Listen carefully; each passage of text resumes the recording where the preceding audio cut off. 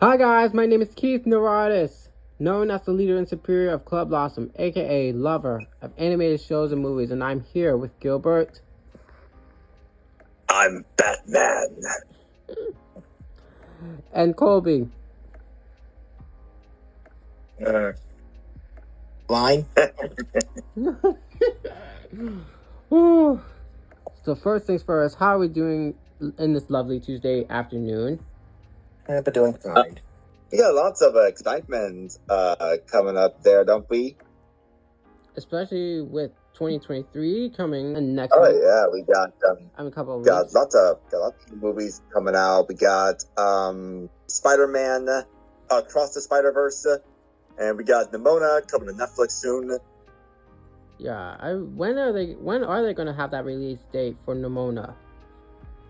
You know, God knows, honestly. But I have a feeling that we're going to see it pretty soon. My bet is probably like maybe early or mid 2023. But at least the studio behind Nimona making its own animation division.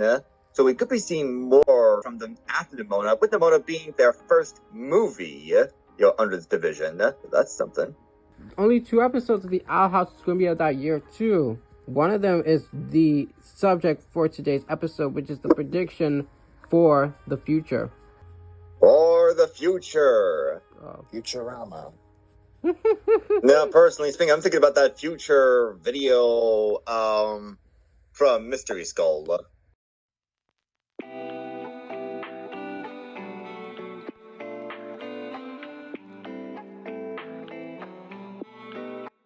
Where do we leave off on the last episode? Thanks to them, we got Bellows traversing into the Boiling Isles, and then losing friends follows him there, ready to take him on and find him, or whatever is out there.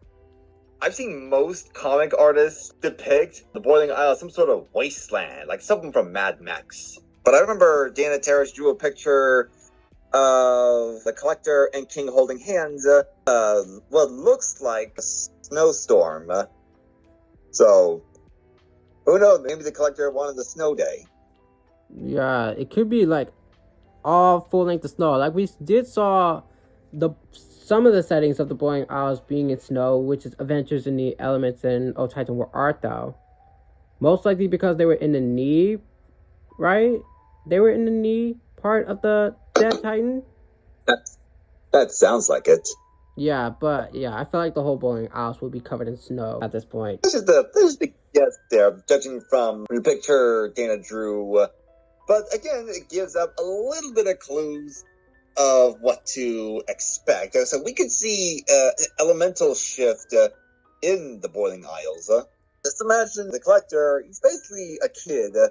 And it's just him getting bored. He's like, I know, I'm gonna have a beach day. Snaps his fingers, and everybody's at the beach. Or he snaps his finger again, and it's a snow day. And he throws a snowball so hard, it smashes a house. Like invincible. Then again, because I did remember from Thanks to Dan, we just had a time skip. So I wondered what was the Collector doing then with his powers. Was he still playing the Owl House? Or was he having a beach day? Or did he just fill up the entire Boiling Isles with snow? What are they up to? Well, I'm pretty sure I think the Owl House is a long game. According to Gus, he plays it every day. Every day, every hour.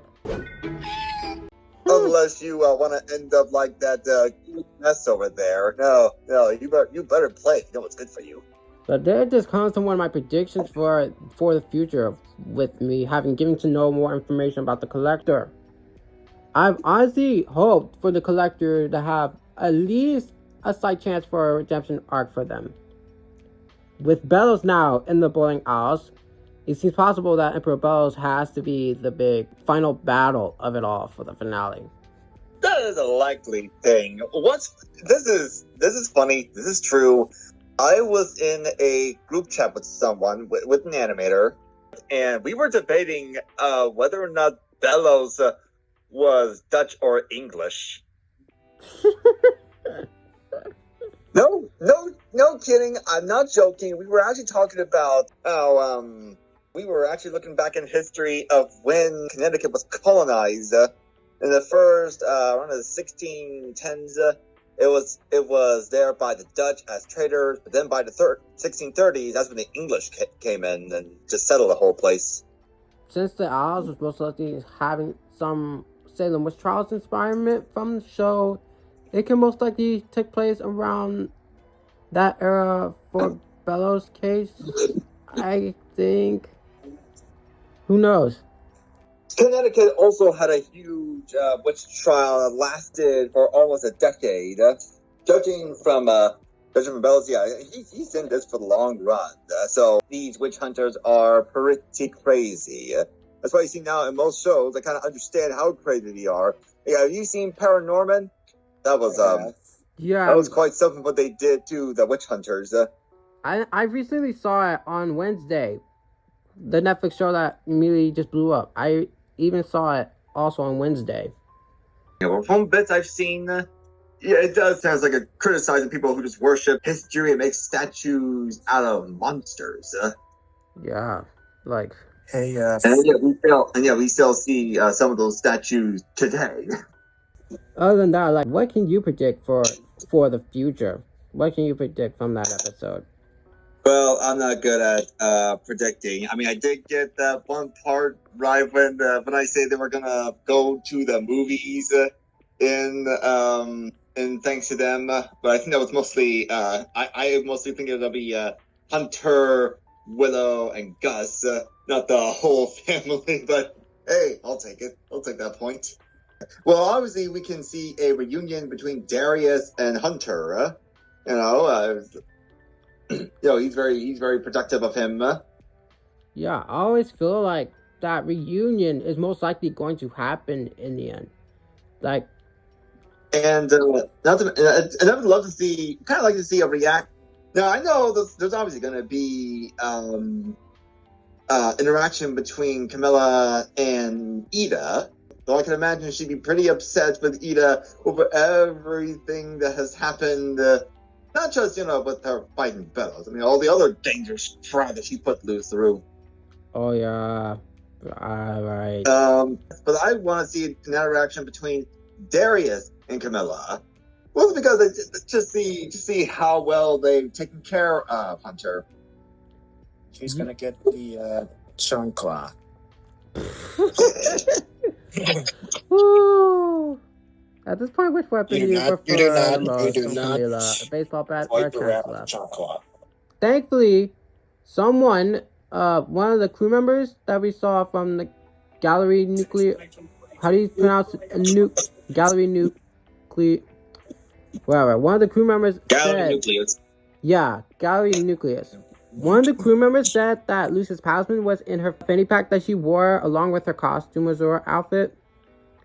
That talisman egg was in there, so hopefully we can. I feel like this is one of those moments where I think some fans who said, "What did I tell you? Didn't I tell you? Because I told you." And what did I tell you? A long time ago. And what did I say that just happened? Exactly what just happened. Yeah. Come on, I pretty much figured that she has the egg there. Otherwise, what's the point? I really hope this has to be the moment for that egg to hatch.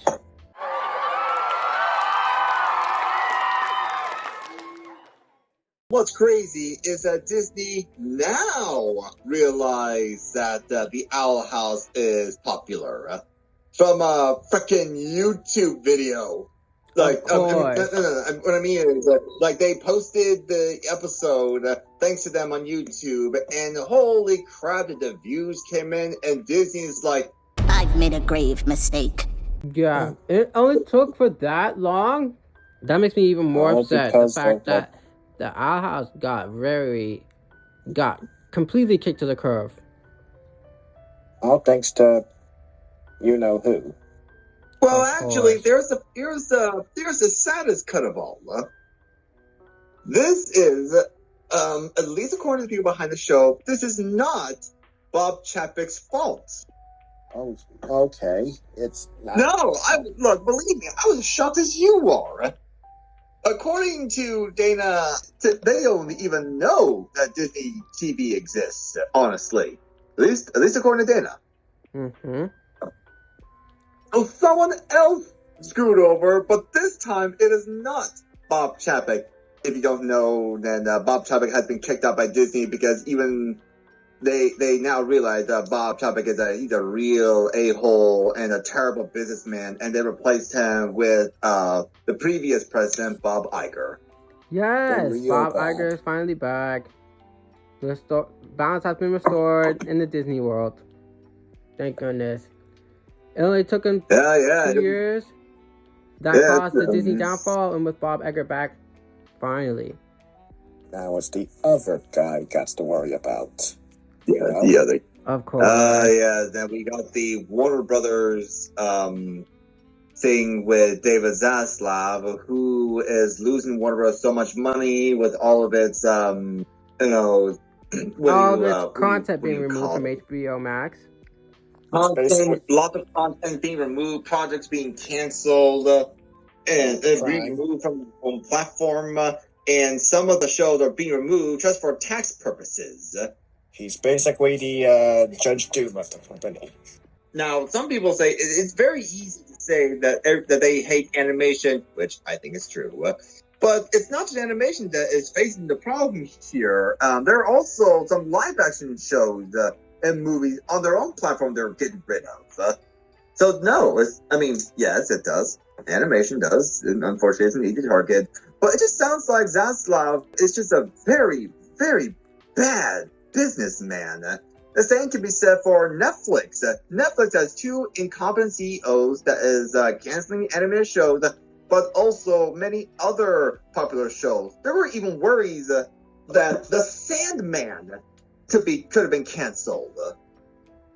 Yeah, and plus I just heard that the movie Ember, which is the studios behind Clouds, it got kicked to the curb. Now, thankfully, the man behind Ember says he still has the rights to the movie, so we're hoping that he'll be able to find a new home elsewhere for Ember. But either way, it's not just animation, which we hold in the highest regard and people behind them, but other projects as well. This more has to do with the incompetency of the CEOs, and we've seen plenty of incompetent businessmen who think they're smart. It is amazing how people think, if they're rich, they must be smart. No, if anything, it sounds like the complete opposite. Okay, what else can I say for the future? This is not much of a prediction, more like a hope. I really wish we could see Bartholomew with his brother Steve. Oh my goodness, I can picture in my head on watching and dreaming that everyone at this point has to come together to stop the final battle. Because with Emperor Bells back at the Bowling Isles, most of the entire civilization of the Bowling Isles nearly got killed by the draining spell. It's just from that they now realize Zeus was telling the truth, that Bells is not who he thinks he is, and everyone will turn against him.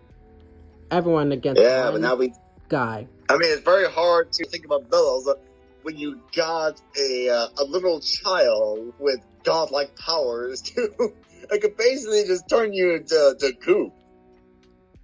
Collector. Imagine if the Collector would kill him again. Imagine if they can they have the power to do it before. They can just do it again and make sure that he's gone for good. It may be, but even gods in mythologies, they had to face some pretty tough monsters in their times. Zeus, for example, was wrangling with a monster called Typhon, one of the most terrifying monsters in mythology. He's basically think of Godzilla, but given H.P. Lovecraft's touch. And it took a while for Zeus to take him down. He had to bury him under a mountain. According to mythology, to this day, every time you hear a volcanic eruption or rumbling, it's the monster trying to break out. Yeah, that story literally reminded me of Ranking of Kings with Boss versus that immortal guy. Invincible versus could Immortal. Be inspired from it. Yeah. And this is the second 44-minute special, which means so much more can happen. I really hope that we can get more Hello Unlimited content. Who knows what will Dana do within the next 44 minutes?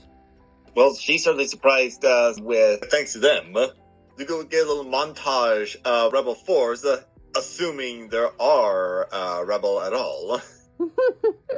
I mean, we basically just had to feed off from fan fictions and comics to imagine what's gonna. I mean, it's gonna be like Mad Max or something.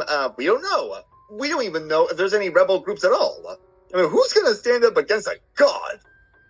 Well, Colby, do you predict anything, Colby? Well, hopefully, like, Hunter and Willow's relationship gets a little better, and I hope Hunter, like, gets a new friend to replace, Flapjack. Yeah. Oh. This sounds terrible. Almost forgot about Flapjack. That is so horrible of me. God, me too. Like, I know. Had a marvelous adventure. I keep forgetting about Flapjack. I nearly forgot about Flapjack because Flapjack did die. So now going into the second, it's going to be tough for Hunter to like move on because, like I said in the previous video, thanks to them, Flapjack was one of Hunter's very true friend that he had outside of the convent. So for him to like try to move on without Flapjack, it'll be very difficult. And like I said, it's finally giving him the motivation needed to get revenge on Philip for what he did. But at least he still has friends like Willow, Gus, Luz, Amity, and Camilla to help him through it. So there is a bright side. Hopefully, Hunter might at least tell his friends the truth about him being a Grimwalker at this point. Then they just realized that he was a Grimwalker in the end. I'm sure they kind of figured it out. No, Gus is the only person that figured it out. But Luz literally blurted out on thanks to them. So Willow clearly doesn't know what Grimwalker is unless Hunter has to at least tell her what Grimwalker is. But at this point, Gus is the only person who knew about it. And I just feel like for the future, it's going to be even more painful to watch. That's the only. One of the few things I'd like to say is that for some of the Disney TVA shows, we got a few spinoffs there, or at least in form of books. We got Stars, Book of Magic Spells, Journal Number 3, and most recently, Marcy's Journal. Personally speaking, I'd love to see Willow's scrapbook to be made in kind of like Mabel's scrapbooks and those shorts there. Yeah. I'd love to see that. And I would love wishful thinking, but I'd love to see Luz going on social media and she finds Anne on there. I swear, like you saw on the ending of King's Tide with the news of with Anne having the photo, it's like at this point the Owl House and Amphibia has to be a crossover at this point. We've seen some of Stan's merch in Anne's house in Amphibia.